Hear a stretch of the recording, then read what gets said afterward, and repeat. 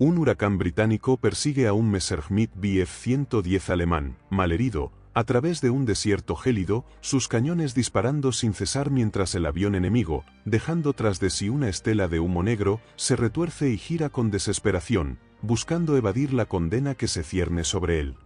El huracán, con rapidez felina, cambia de táctica. Con una ráfaga de velocidad, se lanza directamente hacia el Me-110, embistiendo al avión alemán en una colisión brutal. Fragmentos de metal y humo se levantan en el aire como estrellas fugaces mientras ambos aparatos giran descontrolados, estrellándose con estrépito contra la tierra congelada. No es este un movimiento habitual de un piloto británico. El Me-110 es pulverizado al impacto. El huracán no corre mejor suerte, retorcido y destrozado entre las heladas nieves. Pero una figura, resistente a la adversidad, emerge de entre los escombros. No es un aviador británico quien se levanta, sino el aviador soviético Zakhar Sorokin, que se revisa en busca de heridas mientras su mirada se escanea el entorno. Un vasto vacío ártico se extiende sin fin en todas direcciones. El frío mordiente raspa su traje de vuelo, haciéndole ser consciente de que se encuentra a millas de sus aliados, varado en una tundra congelada, acechado por el enemigo en cada esquina.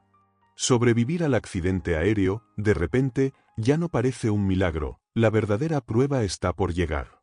En el mes de agosto de 1939, pocos días antes de que estallara la Segunda Guerra Mundial, representantes de la Alemania nazi y la Unión Soviética se reunieron para consolidar un pacto que, con el potencial de cambiar el destino de Europa, se antojaba histórico.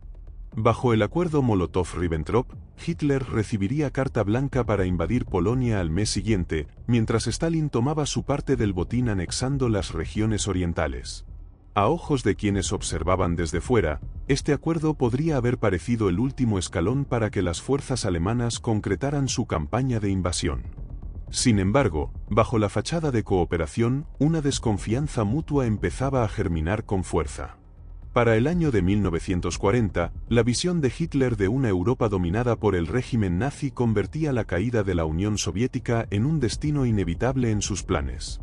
Apenas se había secado la tinta en los tratados de paz cuando los preparativos para una conquista en secreto ya estaban en marcha. El verano de 1941 trajo consigo una traición que surgió desde las sombras, un golpe inesperado que sacudió las entrañas de la historia. La Operación Barbarroja, la invasión más ambiciosa que jamás se haya visto, vio como más de 3.8 millones de soldados alemanes, apoyados por alrededor de 3.300 tanques y 2.700 aviones, se extendieron por un frente de 1.800 millas, una distancia tan vastamente interminable como la que separa Nueva York de El Paso, Texas. Desde los cielos del Ártico hasta las cálidas aguas del Mar Negro, la maquinaria de guerra nazi disparó una bala mortal al corazón palpitante de la Unión Soviética. El objetivo estaba claro, 3 premios clave que se alzaban como faros en el horizonte de la guerra. Leningrado, en el norte, Moscú, la capital soviética en el centro, y las fértiles llanuras de Ucrania, en el sur. La Blitzkrieg no era solo una táctica, era una tormenta perfecta, devastando las defensas soviéticas con una rapidez imparable.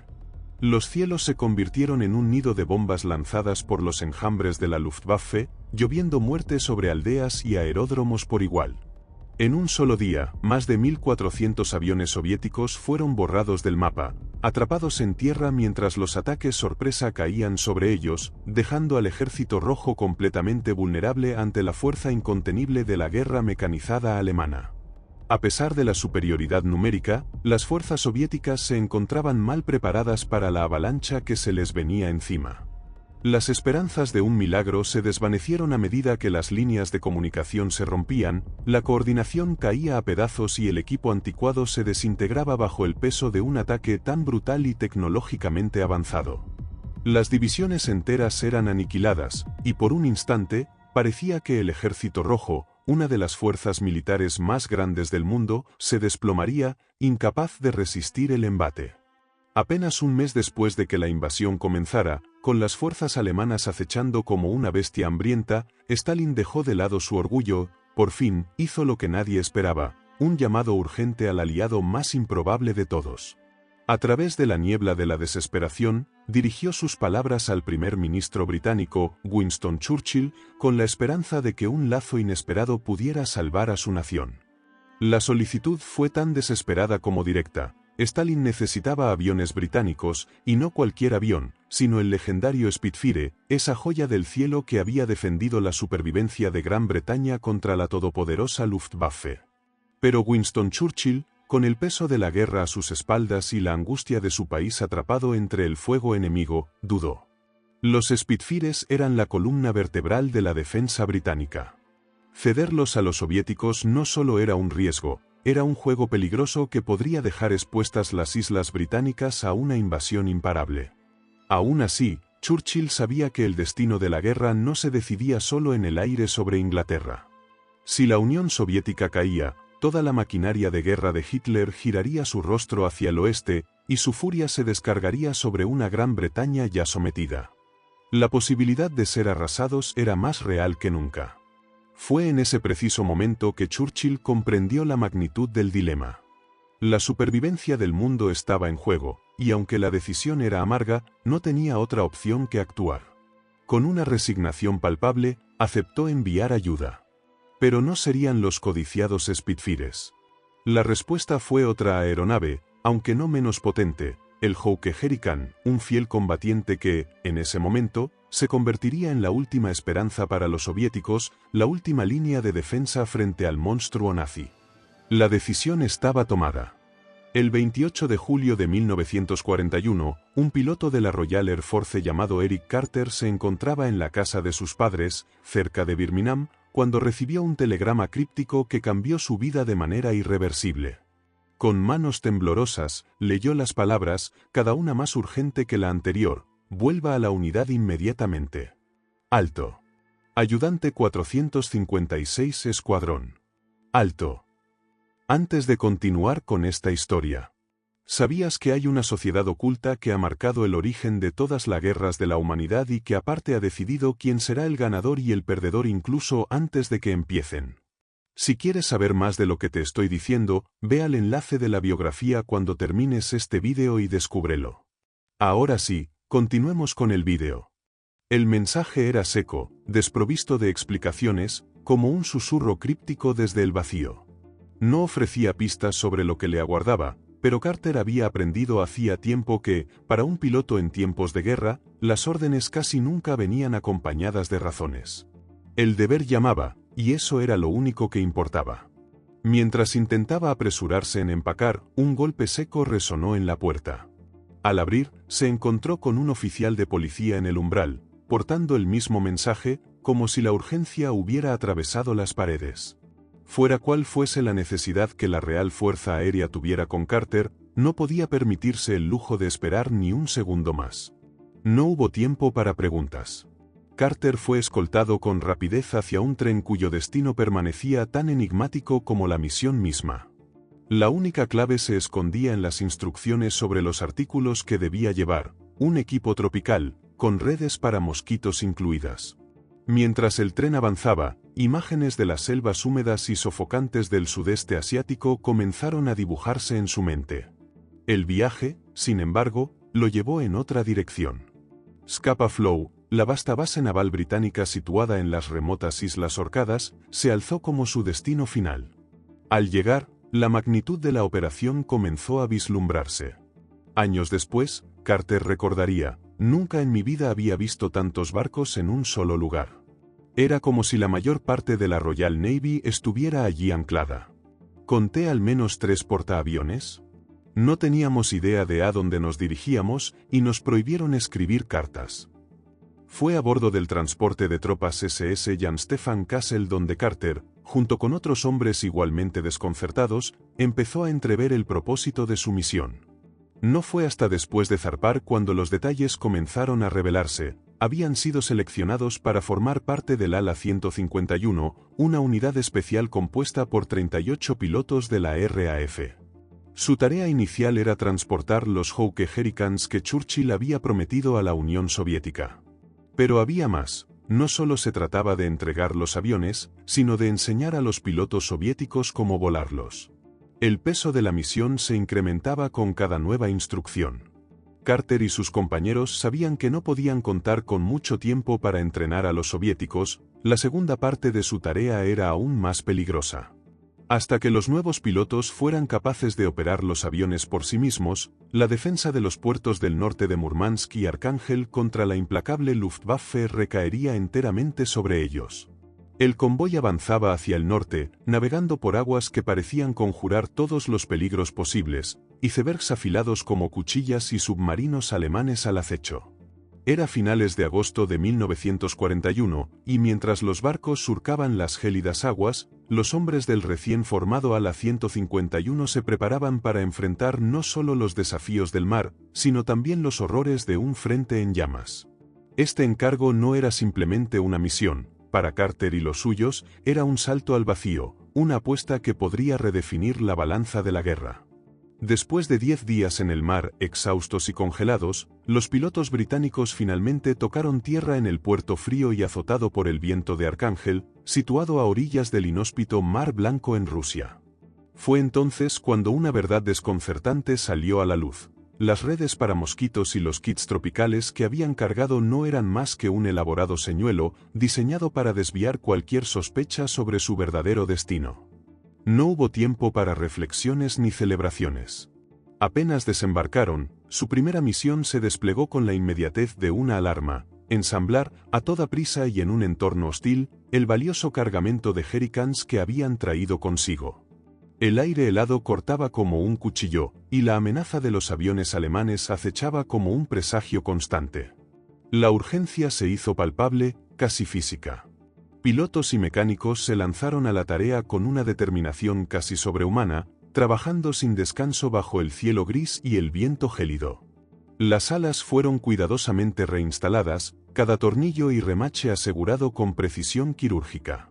El tren de aterrizaje, vital para las operaciones en las improvisadas pistas soviéticas, se fijó meticulosamente, mientras que las superficies de control se calibraron con la atención de quien sabe que cada ajuste podría significar la diferencia entre la vida y la muerte.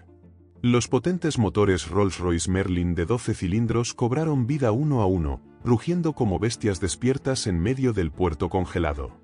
Contra todo pronóstico, los jerrycans comenzaron a tomar forma, elegantes, letales y preparados para el combate. Aunque muchas veces eclipsado por el más glamuroso Spitfire, el Hawke Jerrycan era el verdadero caballo de batalla de la Real Fuerza Aérea. Su ficha técnica hablaba de una velocidad máxima de 340 millas por hora, un alcance de 600 millas y un techo de servicio de 36.000 pies. Pero esos números, aunque impresionantes, apenas rozaban la superficie de lo que hacía al Jerrycan invaluable en este teatro de guerra.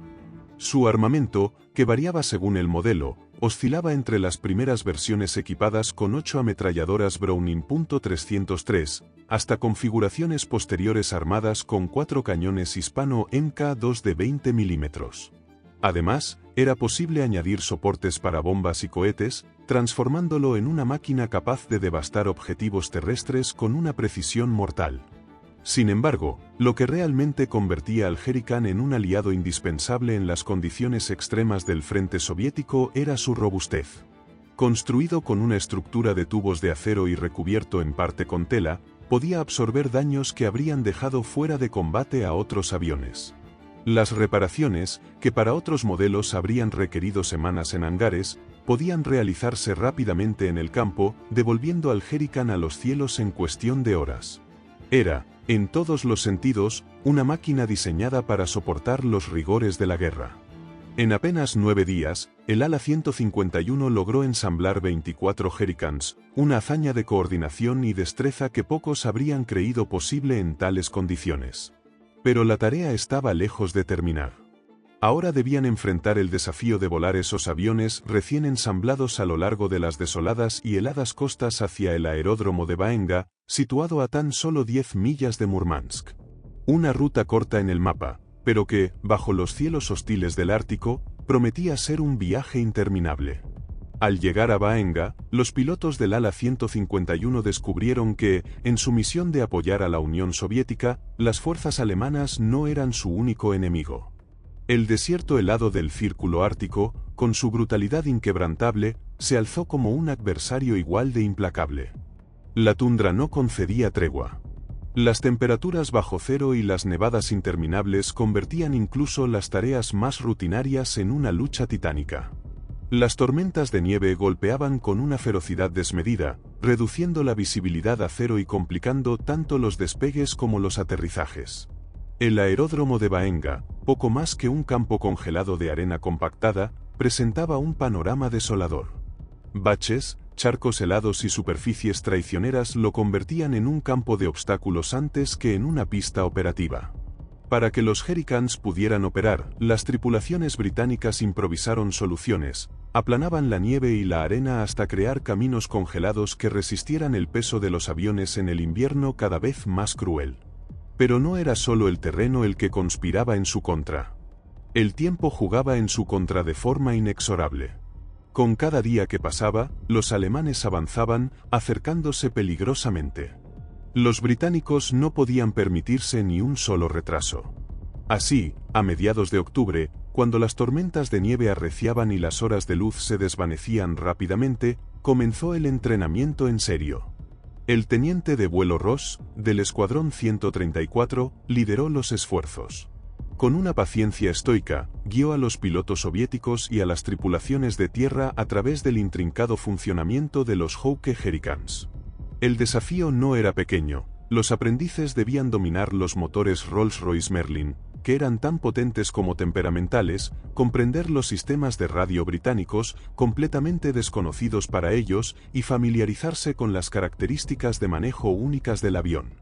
Todo esto bajo unas condiciones climáticas que podrían haber desmoralizado al más curtido de los hombres.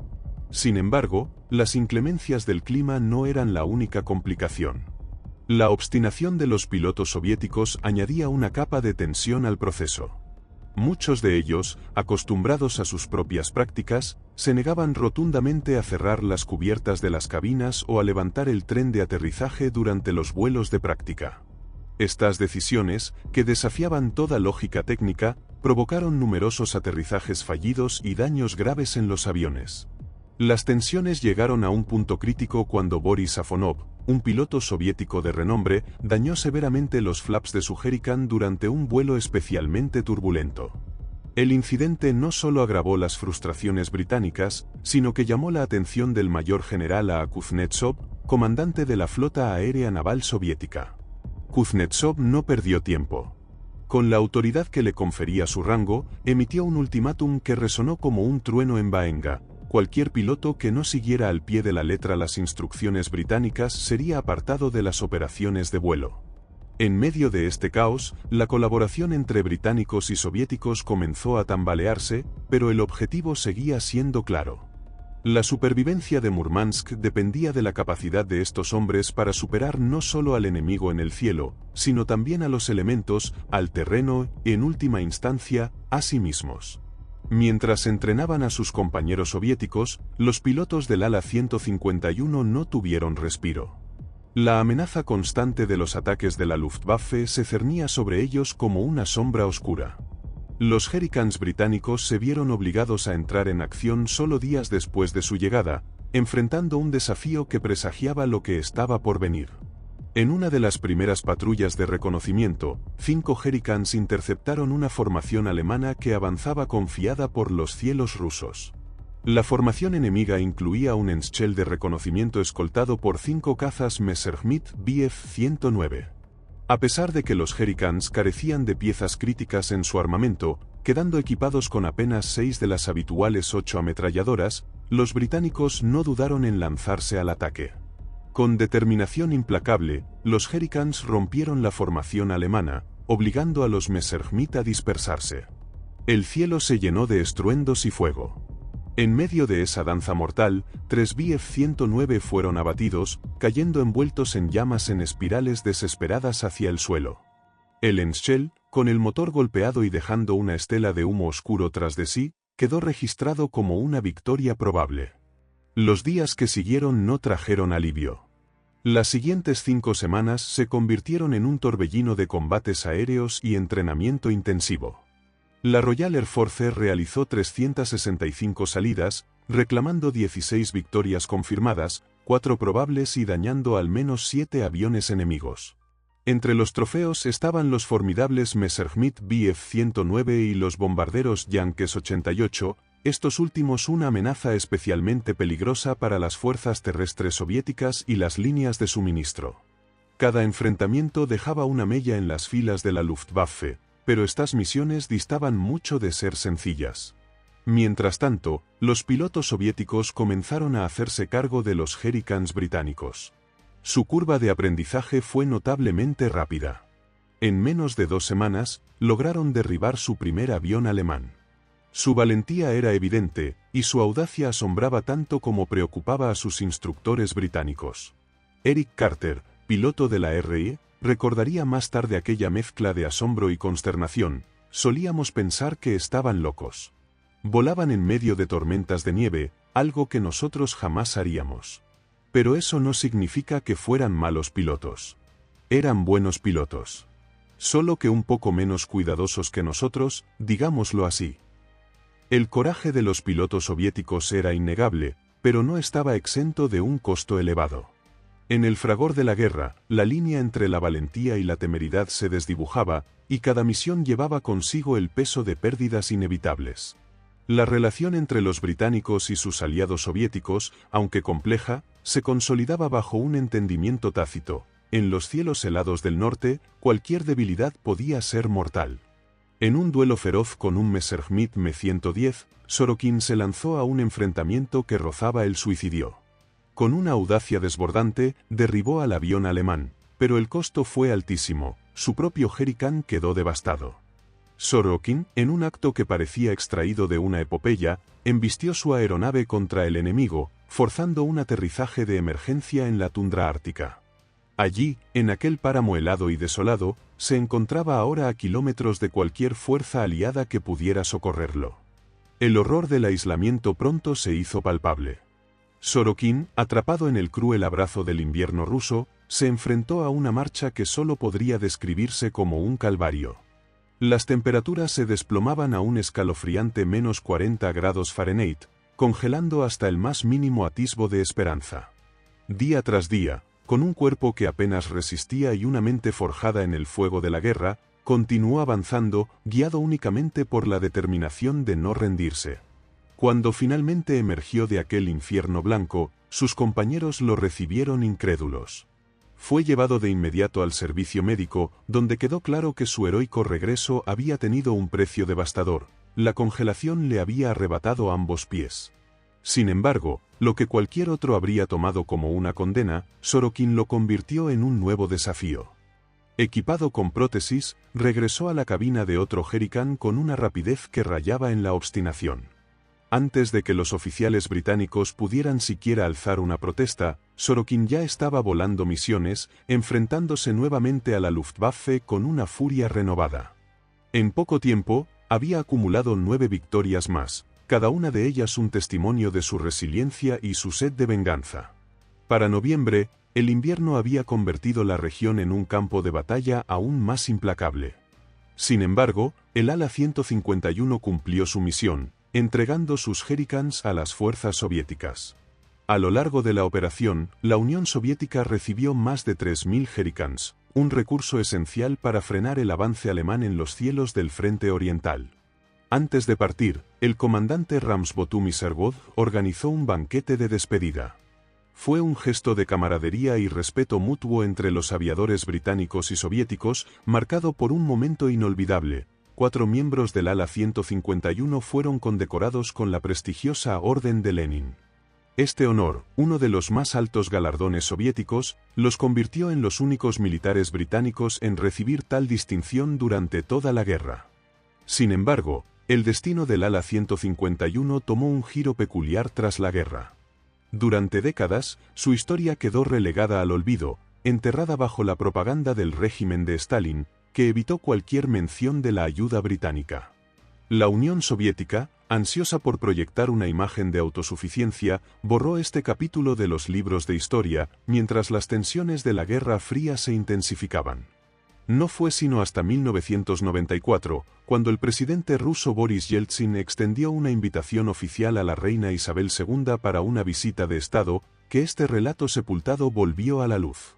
La reina aceptó, pero con una condición innegociable, que Rusia reconociera públicamente la contribución británica durante la guerra.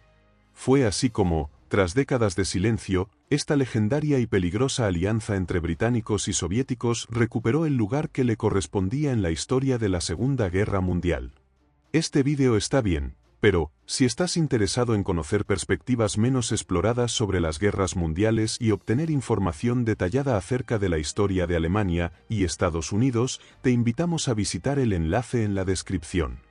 Descubre datos históricos y análisis que te proporcionarán una visión más completa de estos eventos cruciales y su impacto en la actualidad. Haz clic en el enlace para profundizar en estos temas fascinantes.